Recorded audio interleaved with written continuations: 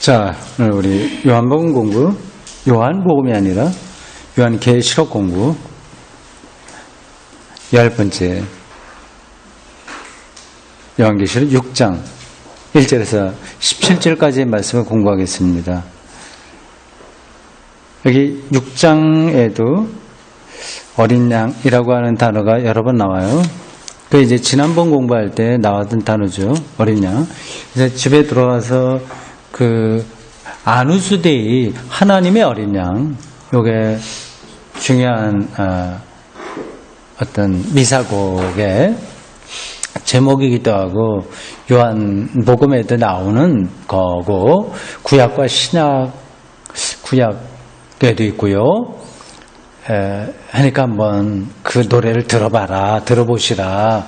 인터넷에서 찾으면, 유튜브 찾으면 쉽다 말씀을 드렸습니다. 혹시 들어보신 분 계세요? 아누스데이? 예. 아누스데이 꼭 이번에 한번 가서 들어보세요. 많습니다, 노래. 하나님의 어린 양. 이게 그 성서를 이해하는데 중요한 어떤 요것도 메타포예요. 메타포. 아까 그 찬송 부를 때 한번 메타포라고 하는 말씀을 드렸고요. 이게 찬송도 그렇고 또 기도도 그렇고 성경도 그렇고 그걸 여러분들이 잘 생각하셔야 됩니다. 메타포는 은유거든요. 그러니까 그거를 통해서 어떤 거를 가리키는 거예요. 그러니까 어린 양. 예수님이 어린 양으로, 예수님은 어린 양 자체는 아니지 않습니까? 그러니까 어린 양이라고 하는 단어로 예수님을 가리키고 있는 거예요. 그러니까 그 예수님을 알려면 이 어린 양이라고 하는 단어가 어떤 의미를 가지고 있느냐를 알아야 되는 거죠.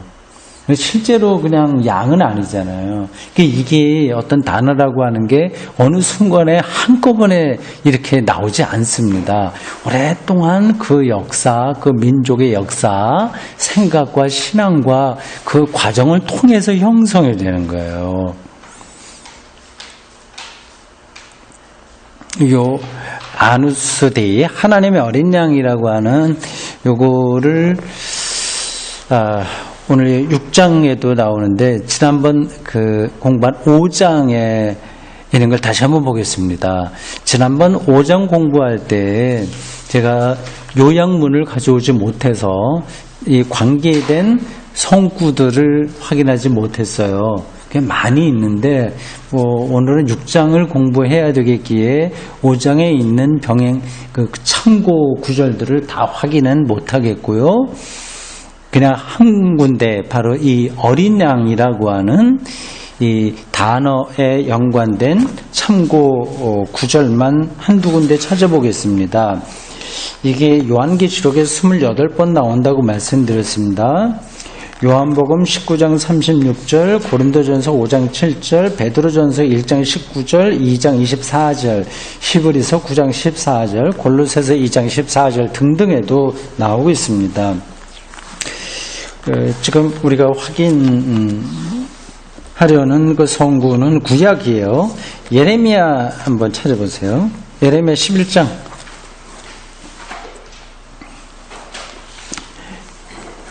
구약 선지서 중에서 대선지서에 속합니다. 이사야, 예레미야, 에스겔 이렇게 되어 있죠. 그게 이제 가장 긴 선지서 세 권입니다. 예레미야 11장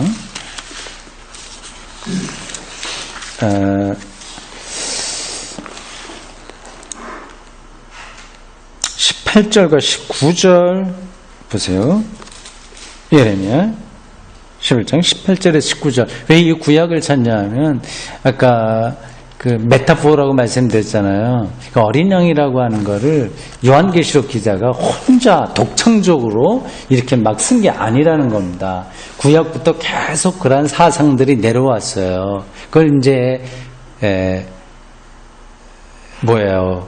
그걸 인용한 것, 아니면 빌려온 것, 차용한 것, 뭐 그렇게 생각하면 되죠. 이 모든 성경만이 아니라 다른 문헌들도 다 마찬가지입니다. 어떤 한 사람이 그냥 시도 때도 없이 어떤 거를 막 말을 만들어내지 못합니다. 그건 다 역사적 그 컨텍스트, 맥락이 있어요. 그 맥락 안에서 이런 것들을 이해해야 되죠. 특별히 신학은 구약이라고 하는 것을 전제하고 있습니다. 근데 신약, 예수님의 말씀도 그렇고 신약 성경 안의 모든 것들은 다 구약 안에서 이루어졌다 생각하시면 됩니다. 예레미야 11장 18절 19절 이렇습니다. 제가 잠깐 보겠어요. 읽겠어요. 여호와께서 내게 알게 하셨으므로 내가 그것을 알았나이다. 이 표현도 재밌죠? 이게 이런 것들이 그냥 허튼 소리가 아닌 거예요. 그러니까 예레미야가 자기가 어떤 걸 인식하는 거, 인식이라고 그러지, 안다는 거, 인식. 이건 철학에서도 중요한 거, 인식론. 우리가 뭐를, 진리를 어떻게 인식하냐 하는 거예요. 근데 이 선지자들은 사실은 자기가 알게 돼, 어떤 거를 비밀들 알게 되는데, 그거를 자기가 안다고 생각하지 않고, 어떻게 생각해요? 하나님이 알게 한다고. 그러니까 아주 근원적으로 생각을 한 거죠.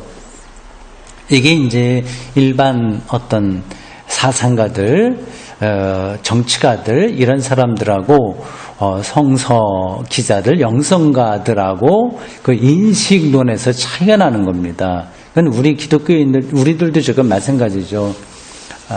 우리가 목사의 활동부터 시작해서 우리 신자들 모든 것들이 다 하나님이 그렇게 인도하셔서 우리가 알게 되었고 따라간다고 하는 겁니다. 그러니까 겸손하게 되는 거죠. 겸손하면서도 그것은 굉장히 확실한 거죠. 참 표현이 재밌어요. 여호와께서 내게 알게 하셨으므로 내가 그것을 알아나이다. 얼마나 겸손하면서도 또 들어가 보면 자신감이 있는 거예요. 이건 정말 확실하다. 그걸 이렇게 표현하고 있는 겁니다. 그때 주께서 그들의 행위를 내게 보이셨나이다 이렇게 해놓고 19절 나는 끌려서 도살당하러 가는 순한 어린 양과 같으므로 그들이 나를 해하려고 꾀하기를 우리가 그 나무와 열매를 함께 박멸하자 그를 살아있는 자의 땅에서 끊어서 그의 이름이 다시 기억되지 못하게 하자 함을 내가 알지 못하였나이다. 그리고 뒤로 이제 쭉 나갑니다. 어린 양 도살당하러 가는 순한 어린 양처럼 자의식을 그렇게 가진 거예요. 이 예레미야가. 그러니까 두려운 거죠. 그러나 이제 하나님과의 관계에서 그 어려움을 극복한다. 그러한 의미를 담고 있습니다. 됐고요. 그 다음에 한 군데 더. 이사야 53장. 이게 더 유명하죠. 이사야 53장.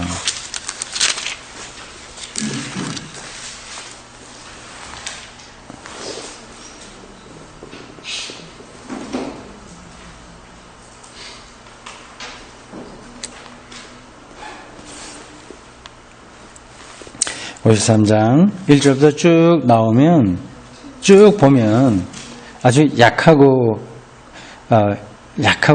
이렇게 멸시받는 양과 어린 양 그런 것들 쭉 표현되어 있는 겁니다.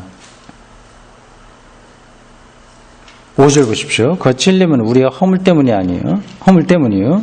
그 상함은 우리의 죄악 때문이라. 그 징계받음으로 우리는 평화를 누리고 그 채찍에 맞음으로 우리는 나음을 받았다. 우리는 다 양 같아서 그렇게 행하여 각기 제 길로 갔거늘 여호와께서 우리 모두의 죄악을 그에게 담당시키셨도다. 7절 보십시오. 그 곤혹을 당하여 괴로울 때에도 그의 입을 열지 아니하였으며 마치 도수장으로 토살장이죠. 끌려가는 어린 양과 털 깎는 자 앞에서 잠잠한 양같이 그의 입을 열지 아니하였도다. 쭉 그렇게 되어 있습니다. 53장이 그리스도에 대한 구약 성서 구절로서 거의 대표적인 유명한 거랑 구절입니다. 여기도 어린 양이 이렇게 표현되어 있습니다. 이 두 군데만 제가 읽었습니다만 그 외에도 많이 있어요. 요한계시록 기자가 이 어린 양 하늘 보좌의 비밀을 열 유일한 자로서 말하는 그리스도 예수 그리스도를 이 구약과 신약 전체 그 흐름 속에서 같이 서서 어린 양으로 표현하고 있다. 예, 생각하시면 됩니다. 자, 이제 6장을 보겠습니다.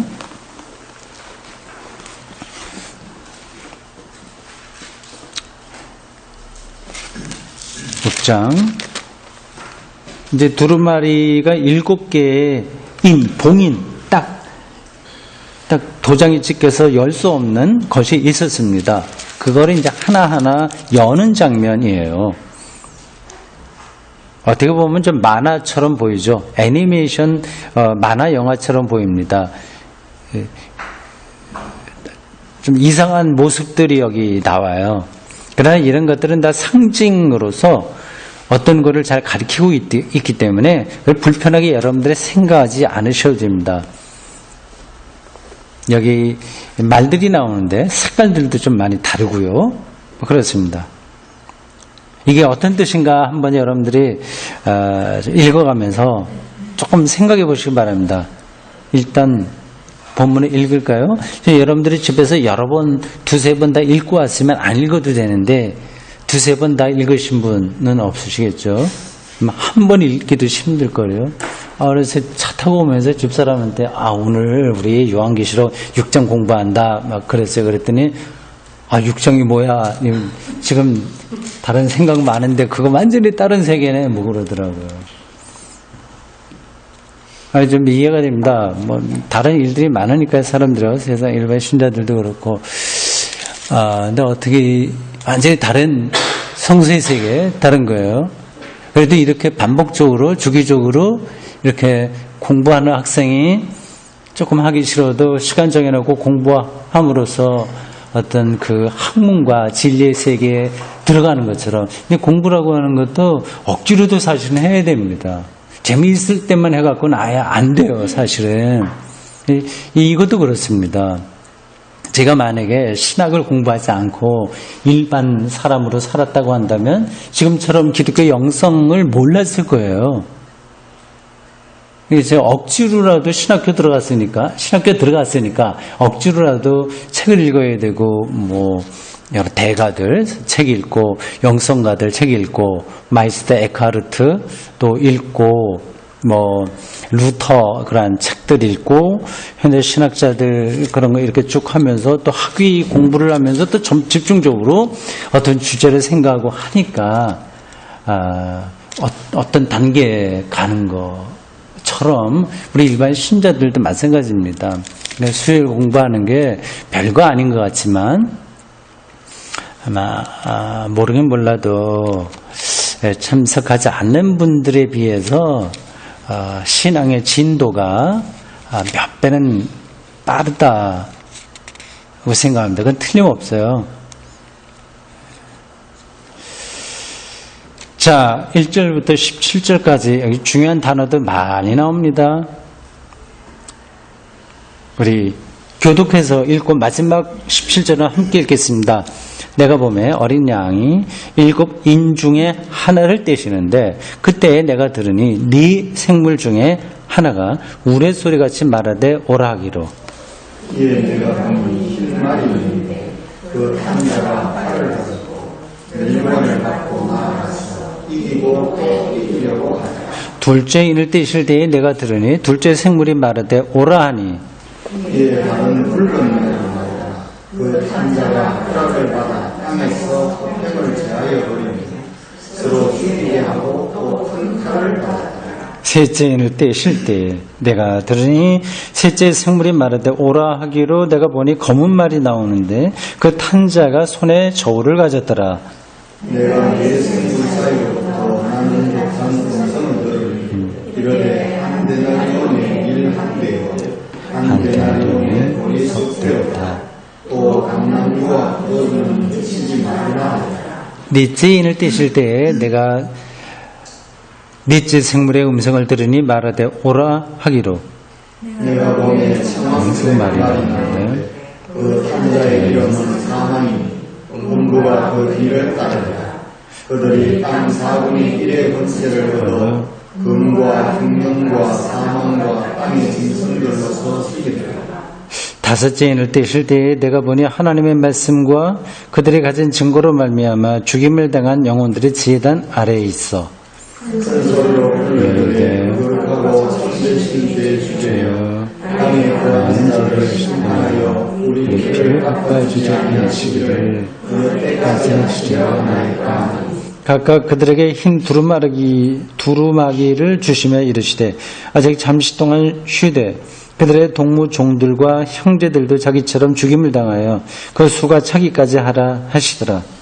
내가 보니 여섯째 인을 떼실 때에 큰 신이 나며 해가 푸른 풀로 산 산곡같이 번지고 달은 온통 피같이 되리라. 하늘의 별들이 무화과 나무가 대풍에 흔들려 설익은 열매가 떨어지는 것 같이 땅에 떨어지며 하늘은 돌마리가 말리는 것 같이 떠나가고 각 산과 성이 제자리에서 옮겨지며 땅의 임금들과 왕족들과 장군들과 부자들과 강한 자들과 모든 종과 자유인이 굴과 산들의 바위 틈에 숨어 산들과 바위에게 말하되 우리 위에 떨어져 보좌에 앉으신 이의 얼굴에서 그 인간의 진노에서 은혜를 하리라. 그들의 진노의 큰 날이 이르렀으니 누가 능히 서리오 하더라. 아멘. 봉인이 7개인데 6개까지만 열립니다. 7번째는 8장으로 넘어가요. 6개까지만 하고 중간에 다른 일이 벌어지고 그 다음에 또 나옵니다. 그러니까 6번까지가 이게 다 재앙들입니다. 그러니까 6이라고 하는 숫자가 성경에서는 좀 좋지 않아요.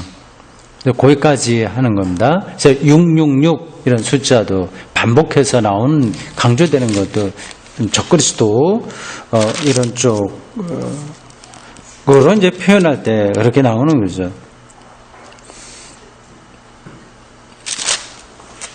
어떻습니까? 여기 머릿속에 어떻게 그려주시나요? 6장에 나와 있는 내용들 말입니다. 좀 천천히 봅시다. 편하게 생각하십시오. 이 보좌, 하늘 보좌에 그 보좌에 앉으신 이는 어떻게 생겼는지 성경이 말하지 않아요. 말할 수도 없어요. 하나님을 아무도 직접 볼 수 없어요. 그 말은 곧 생명의 근원은 아무도 모른다는 뜻입니다. 하나님 하면 생명의 근원자에 생각하시면 됩니다. 우리가 지금 이렇게 살고 있지만 이게 다 그림자와 같은 거죠. 또 어떻게 보면. 근데 이걸 생명의 실체다 얘기할 수 없습니다.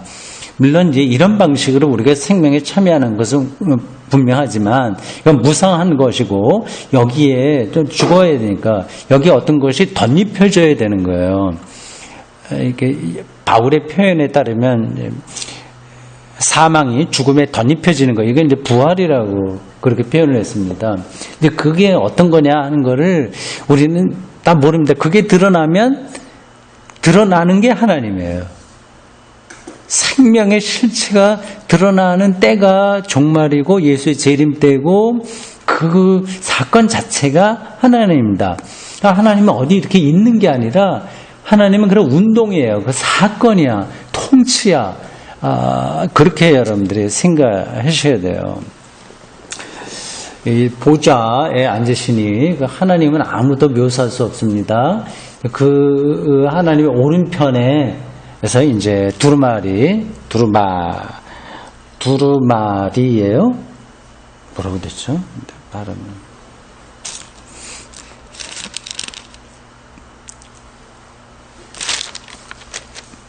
두루마리 맞죠? 두루마리. 두루마리 이렇게 삥삥 이제 감아서 만든 어떤 글자를 쓰는 옛날에 그 일종의 책과 같은 것입니다. 두루마리. 제가 두루마리 하다가 다른 단어하고 이렇게 혼동을 해서 두루마기하고 두루마리는 다른 거죠.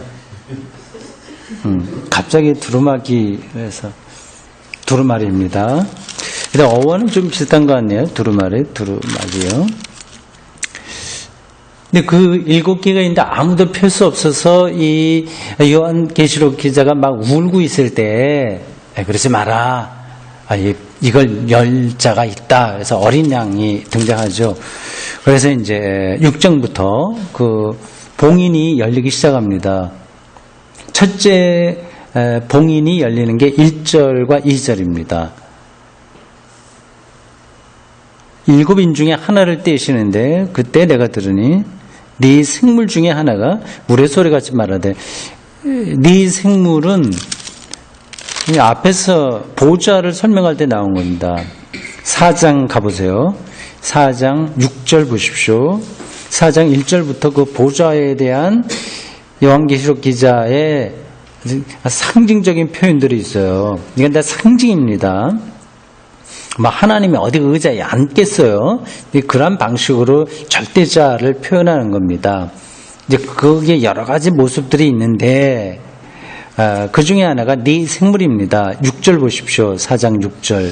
보좌 앞에 수정과 같은 유리바다가 있고 보좌 가운데와 보좌 주위에 네 생물이 있는데 이렇게 나오죠. 특별한 생물이에요. 그건 지난번에 했으니까 여러분들이 아실 겁니다. 그 네 생물 중에 하나가 우레소리로 한다. 아주 큰 소리로, 모두가 들리는 소리로 말한다는 거죠. 와라 얘기했죠. 가보니까 어떤 일이 벌어지냐면 2절 흰 말이 서 있는 말이 서 있어요. 이 말하면 성경에서는 이제 권력자를 가리킵니다. 이거는 주로 이제 전쟁할 때 장군들, 세속적인 장군들, 권력자들 이런 사람들에게 가리키죠. 그래서 좋은 뜻이 아닙니다. 흰 말, 우리가 일반적으로 할 때 흰 말은 멋지죠. 근데 성경에서는 말을 하면 좋지 않습니다. 흰 말이 있는데 그 탄자가 활을 가졌고요. 이 활을 가졌다고 하는 것은 이건 로마 사람들도 아니고 이 요한계시록 기록될 때는 로마 시대예요. 네로 황제라든지 이런 사람들 굉장히 박해가 심할 때입니다. 로마 시대의 장군들을 여러분들 머릿속에 그려 넣으시면 됩니다. 저쪽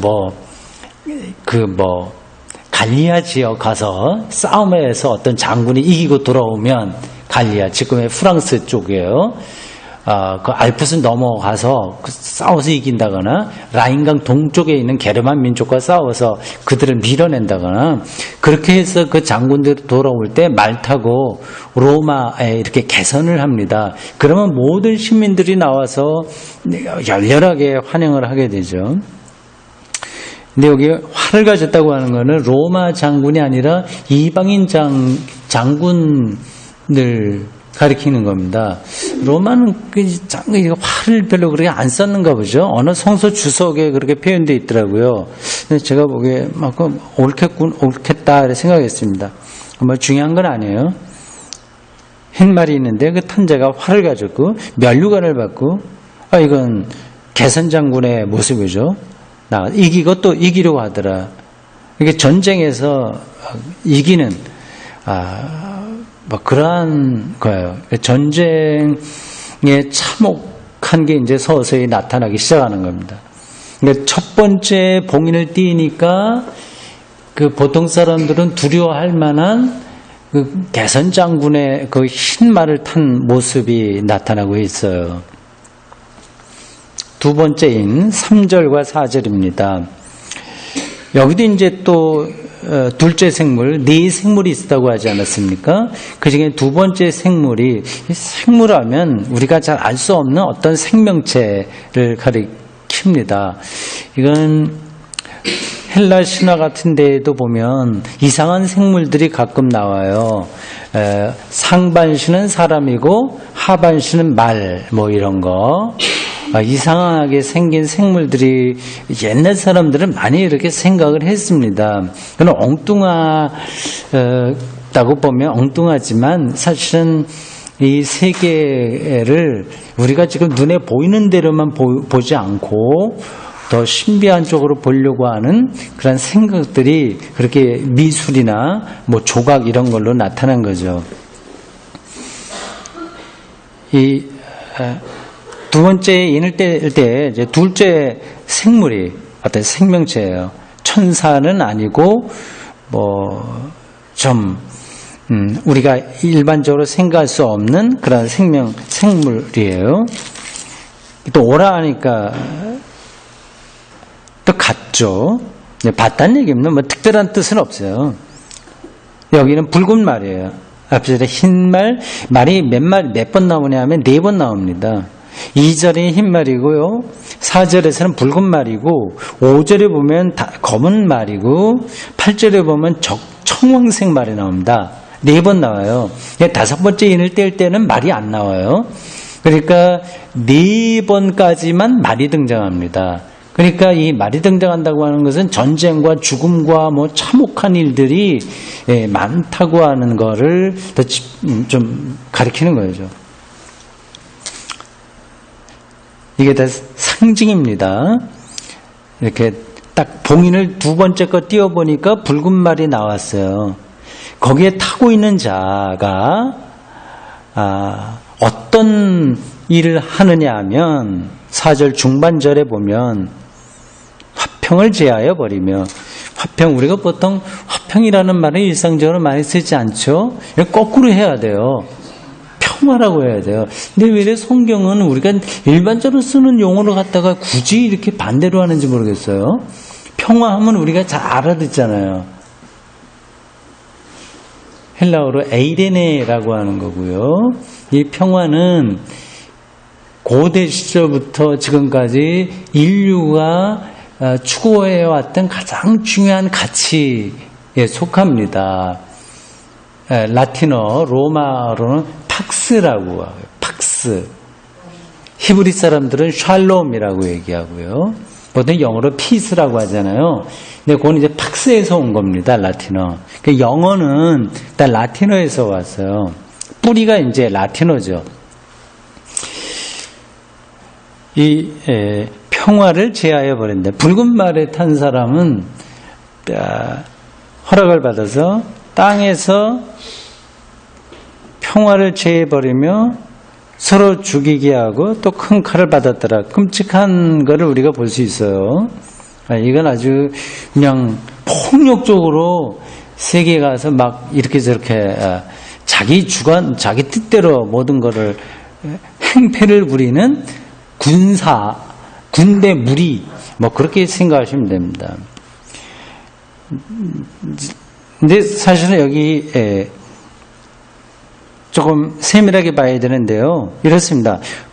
화평을 제하여 버리며 했잖아요. 여기서 말하는 이제 평화는 두 가지입니다. 그 당시 성서가 볼 때 평화는 두 가지입니다. 하나는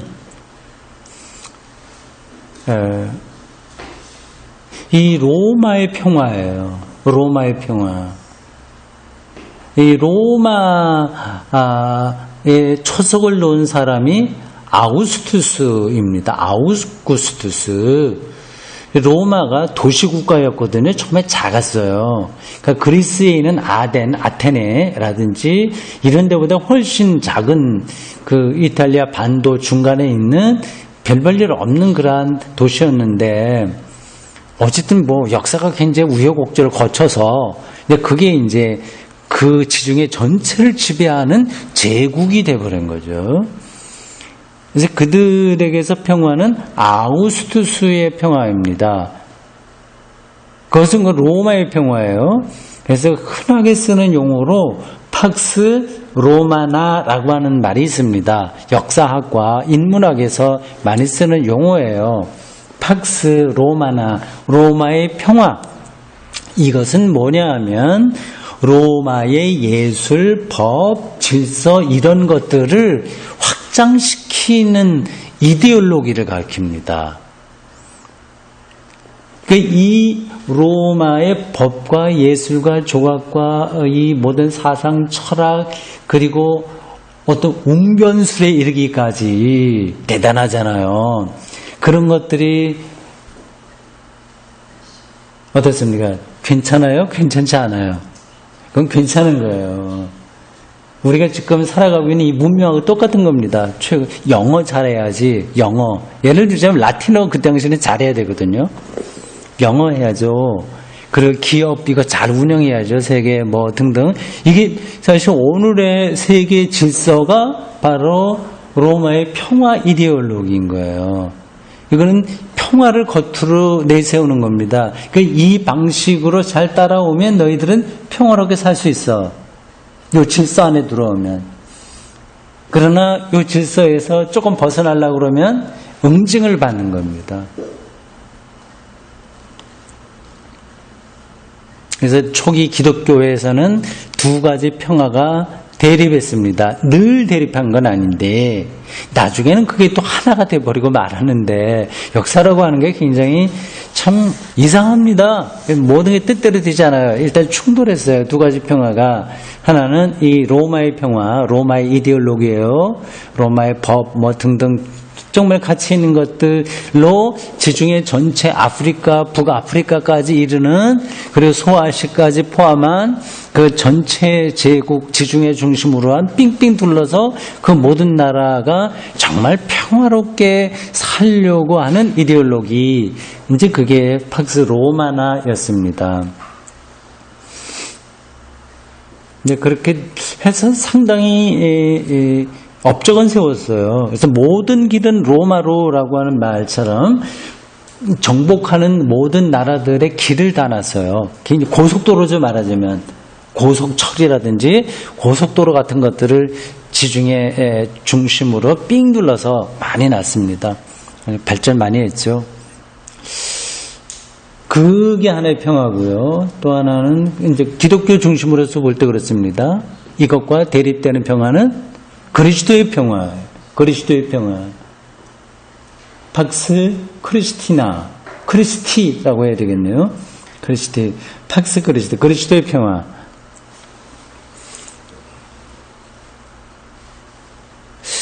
아니, 그게 뭐 어떤 차이가 있나 생각할 수 있습니다.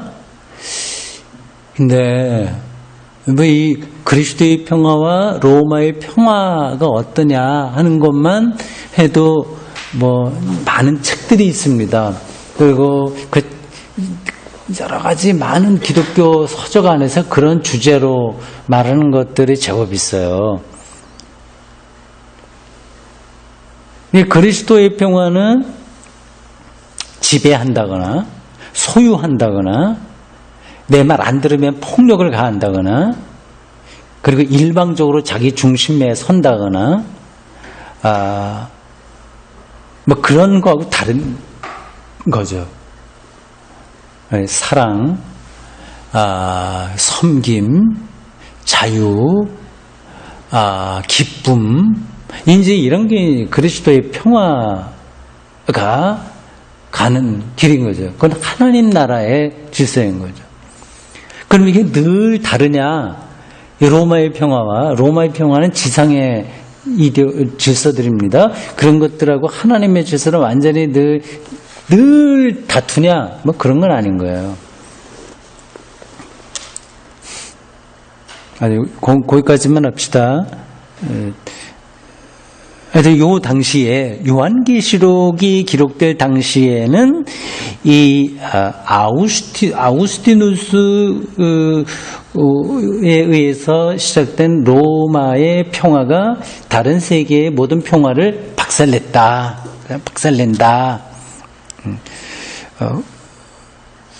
그런 통찰을 가지고 있는 거죠. 굉장히 위기에 처한 거예요. 실제적으로 순교자들도 많이 나왔고요. 이 로마의 평화 얘기했습니다만 이게 겉으로는 그럴듯한 거예요. 겉으로는. 근데 그게 약간만 삐딱하면 굉장히 파괴적으로 작용합니다.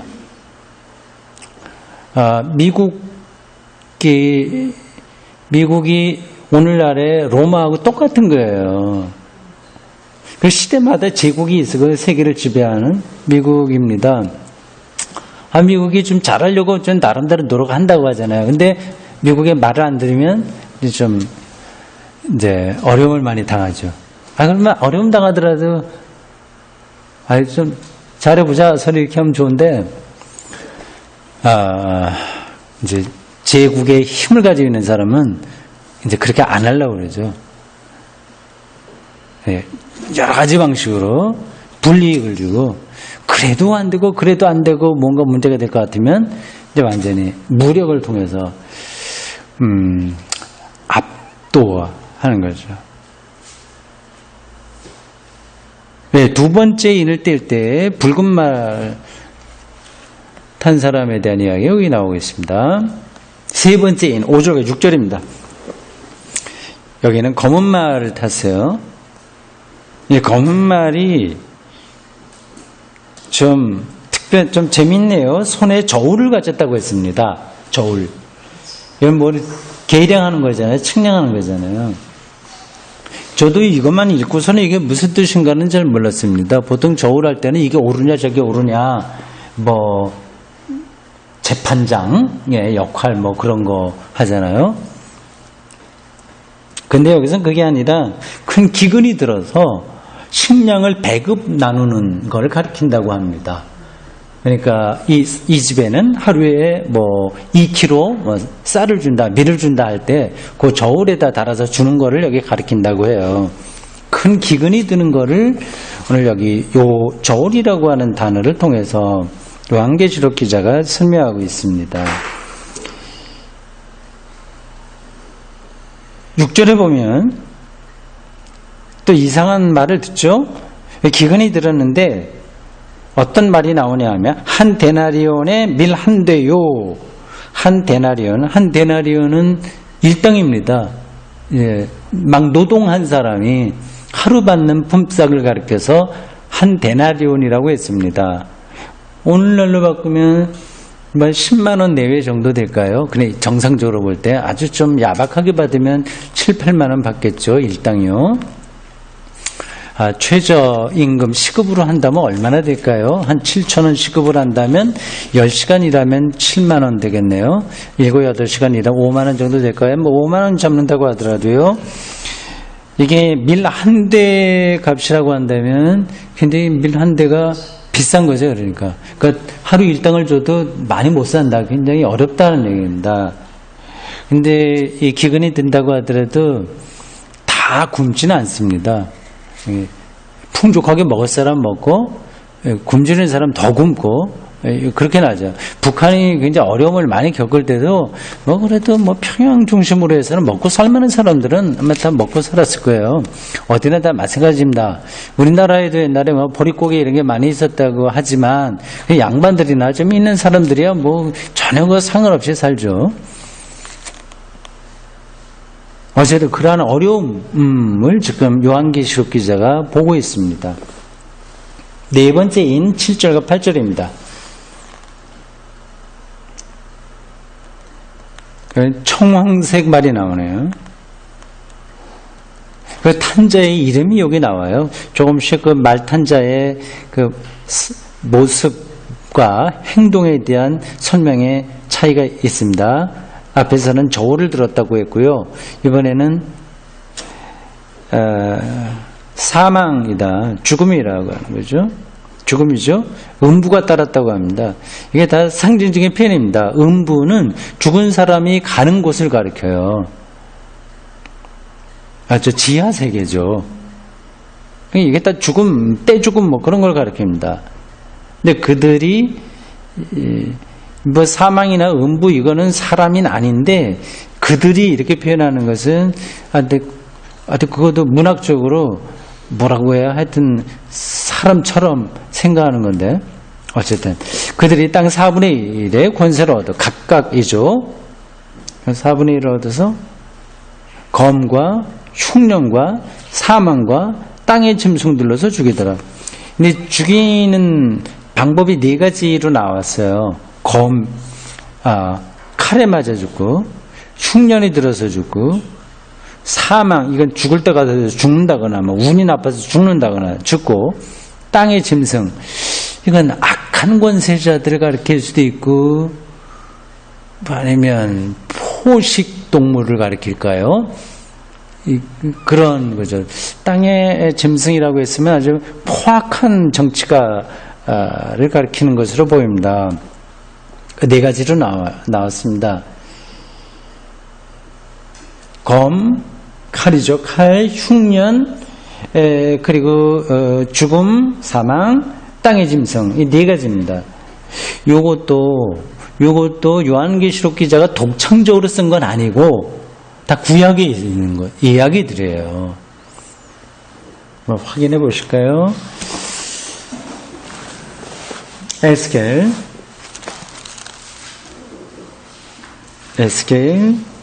14장입니다.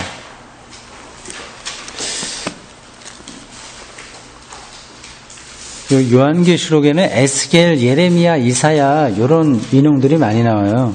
왜냐하면 여기에 묵시문학적인 것들이 다 연결되기 때문에 그렇습니다. 14장 21절 이렇습니다. 에스겔은 특별히 더 이게 묵시문학적이에요. 구약에서 대표적인 묵시문학서를 손에 꼽아라 하면 이 에스겔입니다. 또 하나 혹시 꼽을 수 있는 책이 있을까요? 대표적으로 이거 아시는 분 있으면 제 주머니에 들어있는 좋은 거 하나 드리겠습니다. 가장 좋은 거. 네, 지갑도 있는데. 예? 이사야, 이제 부분적으로 있고. 응? 다니엘. 예, 다니엘입니다. 예, 여기. 첫 번으로 맞힌 게 아니기 때문에 안 돼. 첫 번은 몇 번 했잖아. 딱 처음부터 찍어야 되는데. 다니엘입니다. 에스겔, 다니엘 이런 게 대표적으로 묵시문학적 상징. 다니엘 보면 그런 거 많잖아요, 그죠? 뭐 꿈꾸갖고 뭐 이런저런 이야기 나오는 것들이요. 자, 에스겔 14장 21절 보십시오.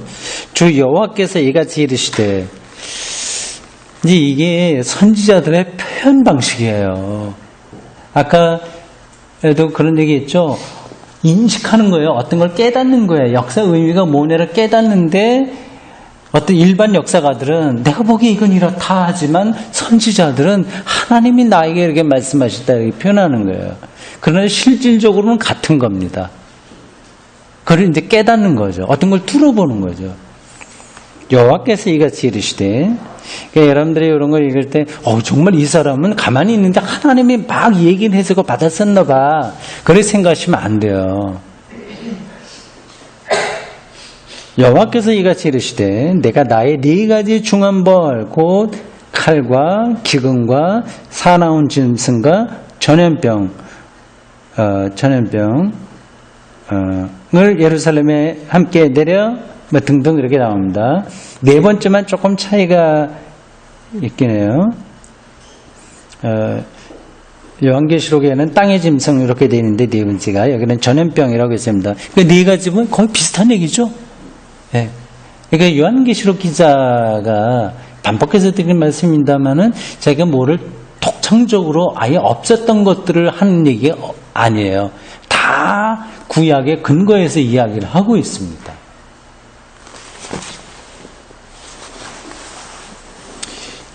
참고적으로 예레미야 14장 12절, 15장 3절도 나중에 한번 여러분들 집에 가서 찾아보시기 바랍니다. 자, 다섯 번째입니다. 9절에서 11절입니다.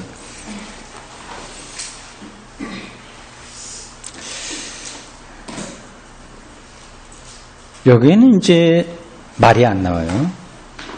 말이 끝났습니다. 이 말탄자, 이거는 굉장히 강폭한, 아주 난폭한 거를 가리키는 거예요. 근데 주석학자는 요거를, 요 네 가지 말탄자, 이거를 천문학하고 고대인들의 천문학, 별자리하고 연관시켜서 좀 설명을 하네요. 참고적으로 이건 절대적인 건 아닌데 재밌어서 제가 그거를 적어왔습니다. 첫 번째 이내에 나오는 흰 말탄자는 별자리에서 사자궁을 가리키고요. 두 번째, 붉은 말을 탄 자, 요 이야기는 처녀궁, 별자리에 그런 이름이 있다고 해요. 처녀궁이고요. 세 번째, 검은 말을 탄 이야기는 저울궁, 별자리라는 뜻입니다. 궁은 여기서. 그러니까 저울을 가리키는 별자리가 있나 보죠. 그리고 네 번째, 청황색말, 여기에 가리키는 별자리는 전갈궁, 전갈이라고 하는 거, 그거를 가리킨다고 합니다. 그러니까 요한계시록 기자가 고대인들의 그 별자리를 머리에 이제 알고 있었으니까 그것과 연관시켜서 문학적으로 이렇게 네 가지의 색깔이 다른 말을 등장시키면서 그 고대인들이라면 다 알았을 만한 그 별자리까지 같이 섞어서 이야기를 진행하고 있다. 그렇게 생각하시면 되겠습니다.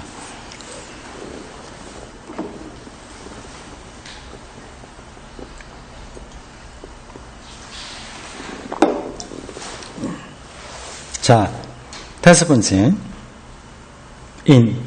9절에서 11절입니다. 여기는 말이 없이 그냥 어떤 상황만 묘사되고 있습니다.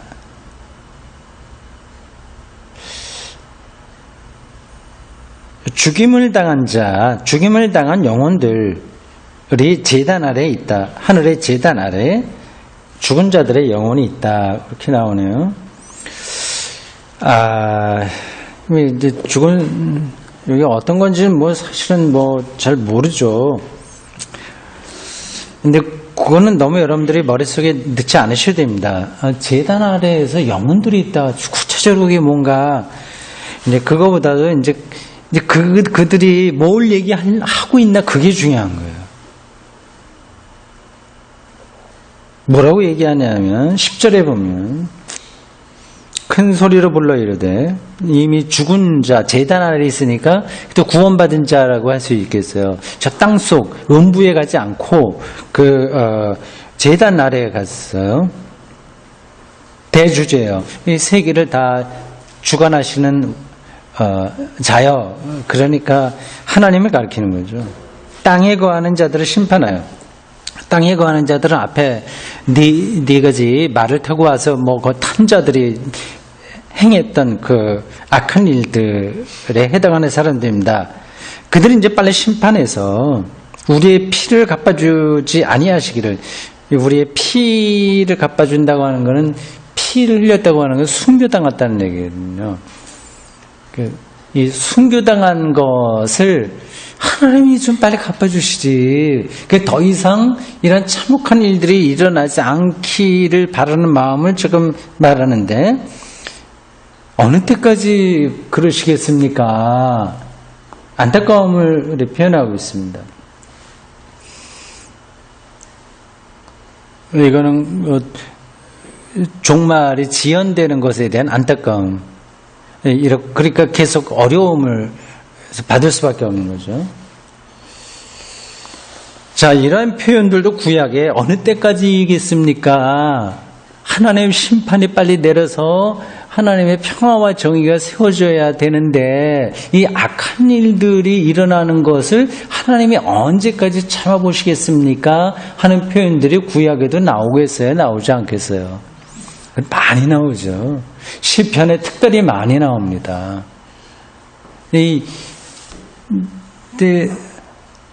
이게 간절한 마음인 거예요. 이 세계를 너무 안타까운 거죠. 그래서 하나님에게 매달리는 거죠. 사실은 오늘날도 마찬가지 아니겠습니까?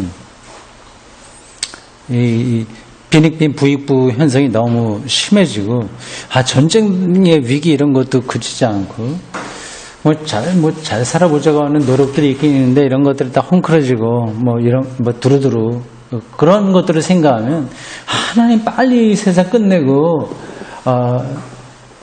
생명이 완성되는 데기를 바라는데, 언제까지 이걸 두고 봐야 됩니까? 그런 기도를 하지 않을 수 없습니다. 지금도 사실은 마찬가지죠.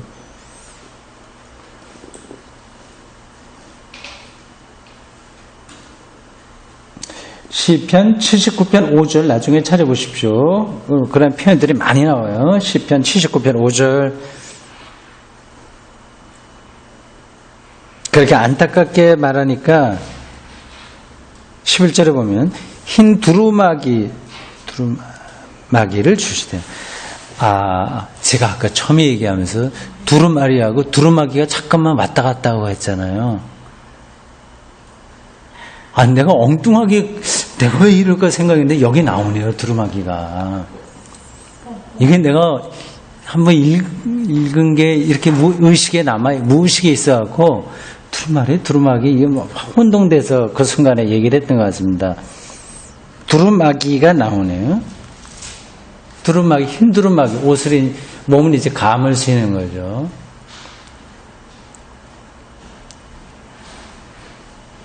근데 이거는 흰 색깔의, 흰 말하고는 좀 다른 거예요. 말이 들어가면 이건 어쨌든 악한 건데, 흰 옷 입은 천사, 뭐 그런 거 있잖아요. 흰 옷 입다든지, 뭐 그런 것들은 변형된, 하늘의 몸으로 변형된 그런 모습들을 가리키는 겁니다. 네, 뭐라고 되냐면, 아직 잠시 동안 쉬되, 아직은 마지막 때가 아니다 하면서 그들의 동무 종들과 형제들도 자기처럼 죽임을 당하여 그 수가 차기까지 하라 하시더라. 그러니까 순교가 때가 아직 안 끝났다. 그 숫자가 채워질 때까지 우리가 좀 기다려야 된다. 그렇게 요한계시록 기자가 그 당시 교회 상황을 본 거예요. 굉장히 힘들었던 그런 시대 같습니다.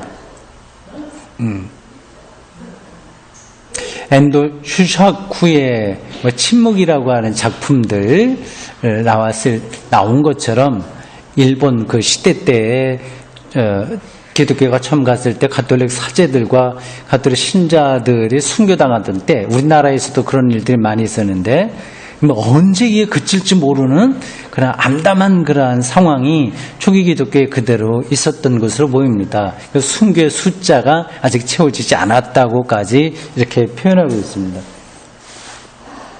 그 다음에 이제 마지막 6번째 인입니다.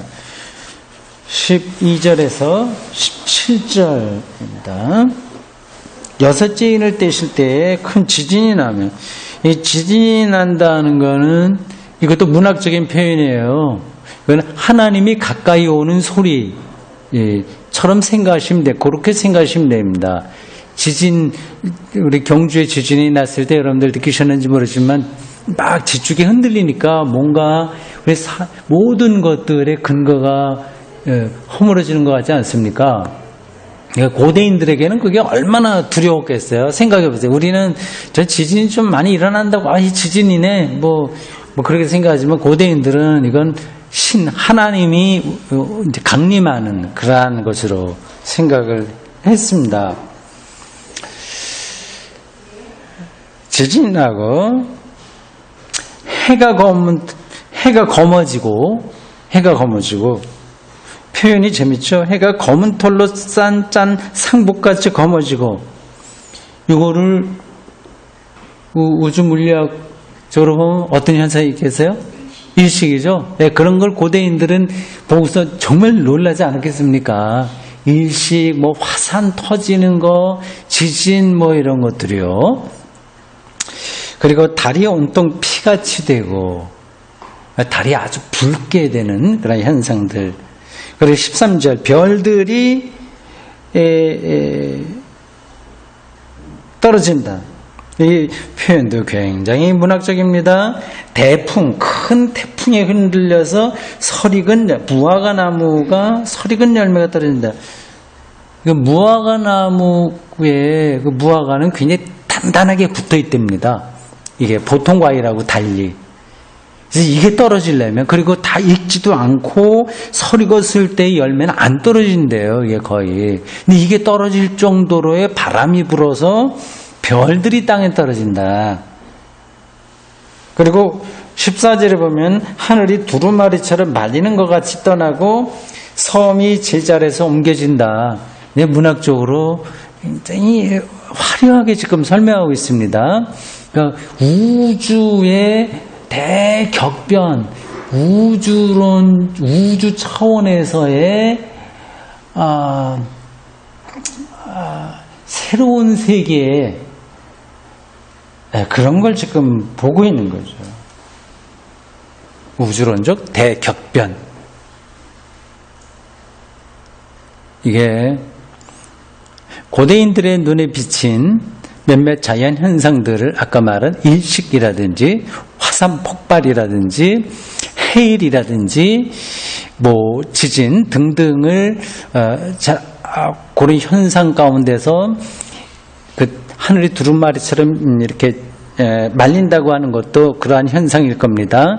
그런 식으로 문학적으로 표현을 했는데 이게 오늘 현대의 물리학에서 볼 때도 이걸 사실적으로 받아들여도 과언은 틀리지 않아요.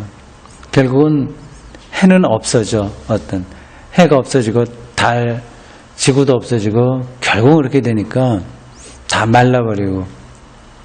그러니까 비록 우리에 비해서 우주 물리학에 대한 지식이 아주 짧았지만 그들이 세계 전체를 뚫어보는 통찰력은 우리에 못지 않다. 우리보다 훨씬 더 깊었다. 그렇게 보면 됩니다. 그러니까 하나님의 그 종말론적 심판이 임할 때 우리의 모든 근거들이 흔들린다. 그걸 얘기하는 거죠. 우주론적인 차원에서 그렇고요. 15절과 16절에서는 이 땅에서 아주 그래 권력을 가진 사람들도 비굴해진다. 아주 초라해진다는 얘기입니다. 별들이 땅에 떨어지듯이 그렇다고 하는 거죠. 15절 보세요. 여기 7가지의 종류, 7가지 종류의 사람들이 나옵니다. 임금, 왕족, 장군, 부자, 강한 자, 종과 자유. 그러니까 이 서열을 매겼어요. 이거 쭉 해서 임금서부터 해서 강한 자까지 다 했고요. 나중에 이제 종과 자유인을 이제 덧붙였습니다. 그래서 모든 전체 사람들을 가리킵니다. 그들이 굴과 산들의 바위 틈에 숨어서 떵떵거리던 사람들이 이제는 굴과 산의 바위 틈에 숨어서 이제 구원을 기다리는 거죠. 이건 이건 정말에 일어날 일들만은 그렇게 생각하지 않으셔도 돼요. 지금 일상에 다 벌어질 만한 일들입니다. 노벨 문학상, 평화상 탔거나 한 수백 조를 가지고 있는 사람이라고 하더라도 결국은 다 바위 틈에 숨을 수밖에 없습니다. 결국은 글로 가는 거죠. 그러면서 16절에 보면 보좌에 앉으신 이의 얼굴에서와 그 어린 양의 진노에서 우리를 가리라. 두려운 거예요. 그 보좌에 앉으신 이의 어린 양의 진노라고 표현했지만 이거는 한쪽으로는 진노지만 그것은 완성이에요. 생명의 근원이니까. 근데 두려운 거죠. 이게. 마지막에 17절입니다.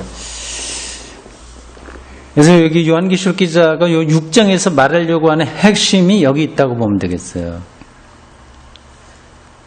진노의 큰 날이 이르렀으니 누가 능히 서리요 하더라. 참 놀라운 고백이에요. 당시 로마가 기세등등하게 자기들의 이념을 지중해 온 천하에 퍼지고 그리고 모든 인간들의 생사 여탈권을 가지고 있다는 로마 황제의 권력이 더 하늘을 찌르듯이 올라가고 있을 때에 그들을 향해서 누가 그 진노의 큰 날에 설 수 있겠냐? 못 선다. 얘기입니다. 누가 능히 서리요? 요거 얘기를 요거 들으니까 마틴 루터가 워룸스 종교재판 받고 마지막 최후 변론을 할 때 한 말이 생각이 났네요. 쭉 이야기하고 내가 여기 서 있습니다. 주님 나를 도우소서. 아멘. 그렇게. 그러니까 그거 네가 쓴 책, 네 주장 이거 포기할 거야. 그대로 유지할 거야. 예스야 노야. 만약에 그걸 갖다 그대로 유지한다고 하면 이 사람은 이제 파문당하고 이제 죽는 거죠. 나는 내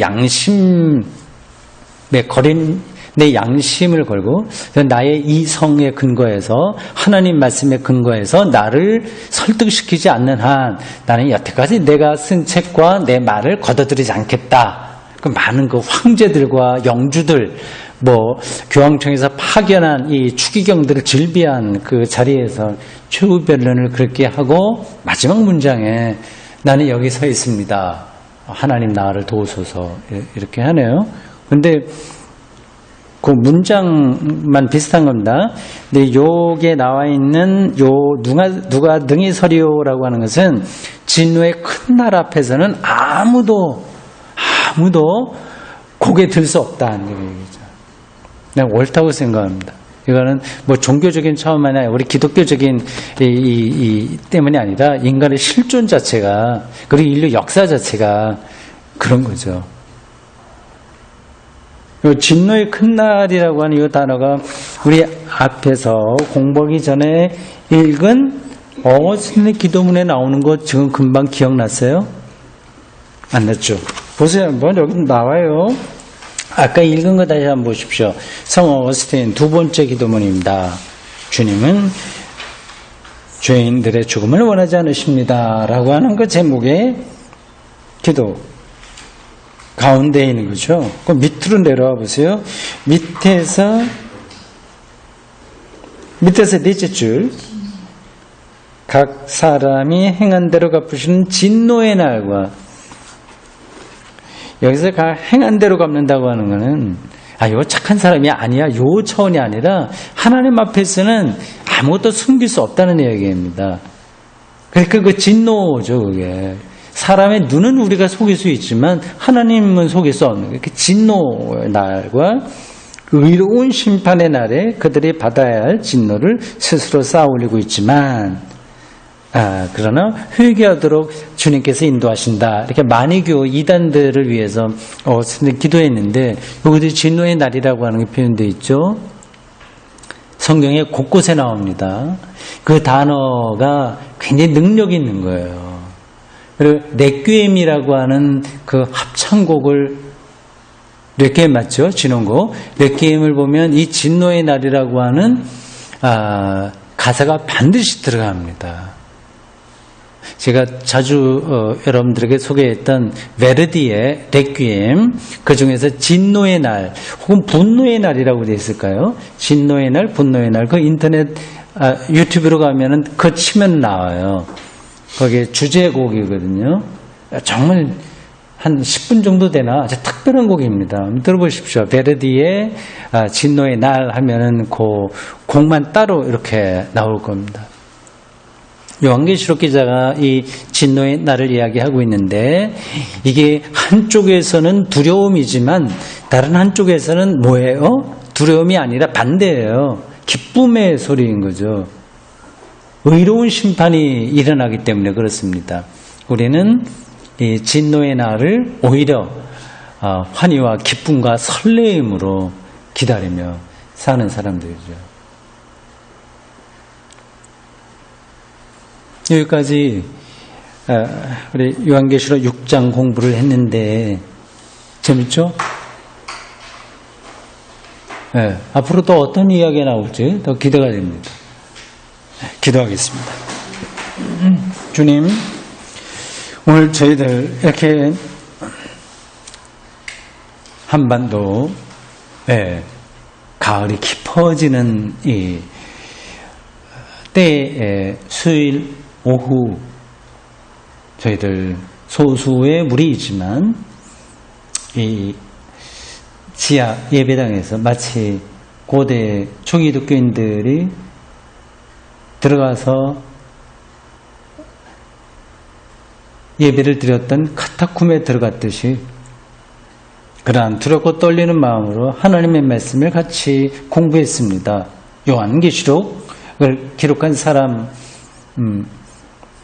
그 수고 덕분으로 우리는 초기 기독교인들이 불렀던 노래, 그들의 기도 제목들, 그들의 신앙, 그리고 그들의 살았던 삶의 자리들을 이렇게 다시 경험합니다. 감사드리고 매 순간 깨어있는 영성으로 살아가도록 우리를 붙들어 주십시오. 예수님의 이름으로 기도합니다. 아멘. 고맙습니다.